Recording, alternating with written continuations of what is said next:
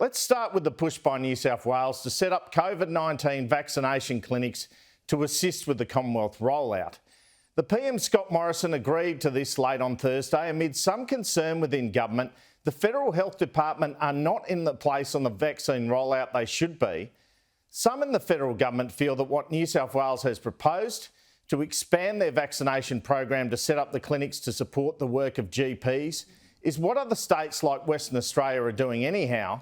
But I'm told there is nothing in writing New South Wales feels it has received from the federal government to suggest that it was invited to take part in a greater rollout than its program to vaccinate health and quarantine workers.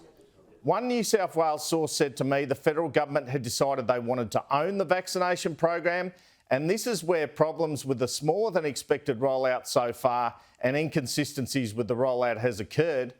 Just how many doses New South Wales will be able to apply above the 300,000 it says it is committed to is still to be worked out. There are concerns about the Federal Health Department's capacity to deliver, and I think you'll find, given the New South Wales Premier Gladys Berejiklian's intervention on this, the Prime Minister will be looking to make sure everything runs as smoothly as possible from now on in. Meanwhile, for Australia, it is full steam ahead for the AstraZeneca vaccine.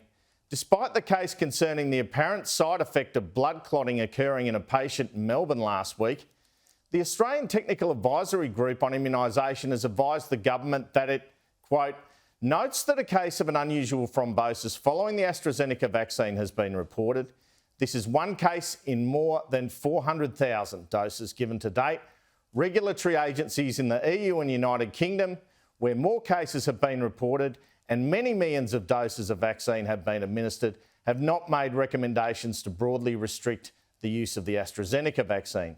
However, some countries, including Canada, have made precautionary recommendations to limit the use of AstraZeneca in some groups.